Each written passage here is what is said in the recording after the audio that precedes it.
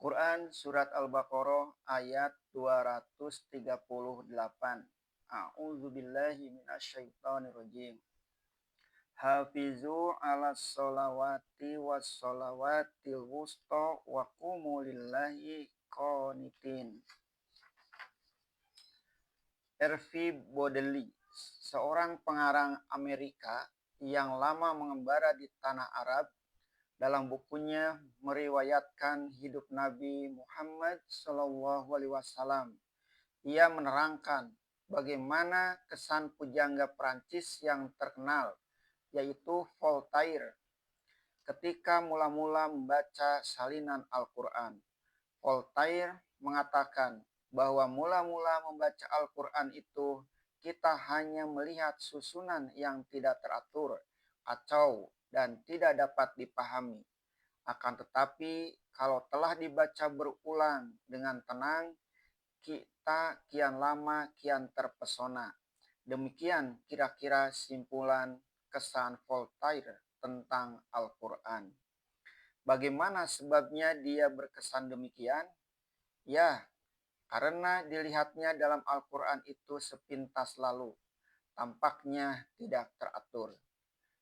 Sedang asik-asik membicarakan dari hal idah, talak, mut'ah, maaf memaafkan, mahar, sekarang tiba-tiba membicarakan sholat. Akan tetapi setelah dibaca dengan tenang dan berulang, baru dia paham dan baru terasa enaknya. Padahal yang dibacanya itu hanya salinan, bukan asli bahasa Arab. Dan mengetahui maknanya tidak menampak ada kekacauan susunan. Al-Quran adalah bacaan untuk dirasakan, bertambah dirasakan dan diresapkan, bertambah hilang kekacauan yang ada dalam pikiran ketika membacanya. Rupanya bukan Al-Quran yang kacau, melainkan pikiran sendirilah yang kacau sebelum mendapat kuncinya. Tadi membicarakan urusan pinang meminang, nikah kawin, talak sebelum bercampur, dan mut'ah, dan lain-lain.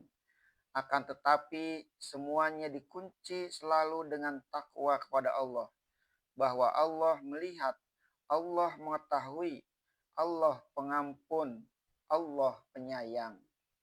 Bagaimana seorang muslim dapat merasakan sifat-sifat Allah itu kalau dia tidak memelihara hubungan jiwanya yang baik dengan Allah? Bagaimana rumah tangga, suami istri, pendidikan anak akan berjalan lancar dengan dasar takwa kalau ibadah kepada Tuhan dilalaikan dan diabaikan? Dan tiang agama ialah sholat. Sebab itu, jika singgah kepada memperingatkan sholat, bukanlah dia terpisah dengan ayat yang sebelumnya. Dia adalah akibat yang wajar dari susunannya. Terjemah dan tafsir ayat 238 surat Al-Baqarah ini, peliharalah olehmu dengan sungguh-sungguh sholat-sholat itu, dan sholat yang paling tengah, dan berdirilah kamu karena Allah dengan khusyuk. Untuk kepentingan jiwamu sendiri dan untuk ketenteraman rumah tanggamu, supaya kamu merasakan benar-benar bagaimana hubungan diri dengan Tuhan. Peliharalah sholat-sholat itu baik-baik. Allah telah menentukan sholat-sholat yang mesti kamu pelihara itu, yaitu sholat 5 waktu yang dikenal oleh tiap-tiap orang Islam. Adapun sholat yang paling tengah di antara sholat yang 5 waktu itu, menurut penjelasan dari hadis-hadis yang pernah diuraikan oleh pendapat-pendapat ulama padanya, sampai 18 macam pendapat. Oleh Imam Asy-Syaukani di dalam kitab Nailul Autor, maka keterangan yang terkuat ialah sholat asar. Berkata Asy-Syaukani di dalam tafsirnya Fathul Qadir, telah berbeda pendapat ahli-ahli ilmu menentukan yang mana sholat wusta itu sampai kepada 18 pendapat. yang semuanya telah aku tuliskan di dalam Syarah Al-Muntaqo. Akan tetapi kata yang lebih kuat, yang lebih sah ialah pendapat jumhur atau golongan terbanyak, yaitu waktu asar. Karena telah tetap menurut Bukhari dan Muslim dan Ahlus Sunnah dan lain-lain dari hadis Ali. Demikian bunyinya. Dia berkata, dahulunya kami sangka sholat tengah itu ialah sholat fajar atau subuh. Sampai aku dengar Rasulullah Shallallahu Alaihi Wasallam bersabda, Yaumal ahzami syagholuna anis sholawatil wusto sholatil asri mala Allahu kuburohum. Pada hari peperangan Ahzab, mereka itu kaum musyrikin telah mengganggu kita dari sholat pertengahan, yaitu sholat asar. Biarlah Allah memenuhi kuburan mereka dan perut mereka dengan api neraka.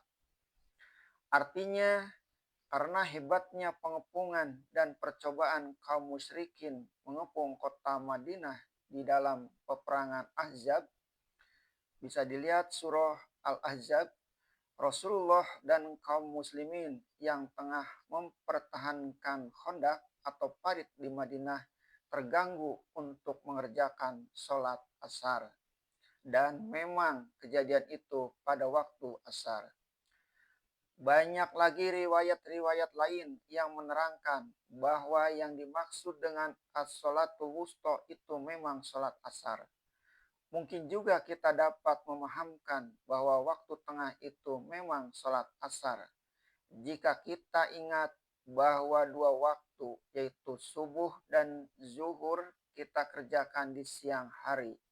Subuh permulaan siang atau waktu fajar telah terbit. Dan zuhur di pertengahan siang. Dan dua waktu pula yang kita kerjakan malam, yaitu maghrib, sesudah matahari terbenam, dan isya. Dengan demikian, terletaklah asar di petang hari. Setelah diperingatkan agar sholat 5 waktu itu dipelihara sungguh-sungguh, dilaksanakan tepat pada waktunya, lebih utama lagi waktunya, maka di ujung ayat diperingatkan lagi supaya dikerjakan dengan khusyuk, berdiri di hadapan Allah dengan muka tunduk dan hati yang patuh, tidak bercabang kepada yang lain. Tanda bukti iman yang paling tinggi ialah memelihara sholat 5 waktu itu. Betapapun seorang mengakui dirinya sebagai orang Islam, kalau sholat 5 waktunya tidak terpelihara baik, belumlah dapat dikatakan bahwa orang itu beriman. Ini karena iman kepada Tuhan membawa akibat yang wajar bagi khusyuknya hati.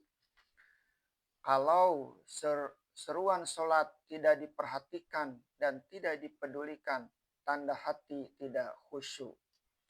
Tandanya iman tidak ada. Sebab itu dengan tegas Rasulullah Shallallahu Alaihi Wasallam bersabda pada hadis yang dirawikan oleh Imam Ahmad dan Muslim pada sahihnya, Abu Dawud, Tirmizi, dan Ibnu Majah dari Jabir bersabda Rasulullah Shallallahu Alaihi Wasallam, bainar rojuli wa bainal kufri tarkus solati. Di antara seorang laki-laki dan kekafiran ialah meninggalkan sholat. Tegasnya, apabila seseorang yang mengakui dirinya Islam, padahal dia tidak memelihara sholat, tegaklah dia di antara Islam dan kafir. Diriwayatkan pula oleh Imam Ahmad dan At-Tabrani dalam kitab hadisnya Al-Kabir dan Al-Ausat dari hadis Abdullah bin As bahwa pada suatu hari Rasulullah membicarakan hal sholat. Di antaranya kata beliau, man hafazu alaiha kanat lahu nuron wa burhanan wa najatan yaumal kiamati wa malam tuhafid alaiha lam taqulahu nuron wala burhanan wala najatan wa kana yaumal kiamati ma'a qaruna wa fir'auna wa hamana wa unabbi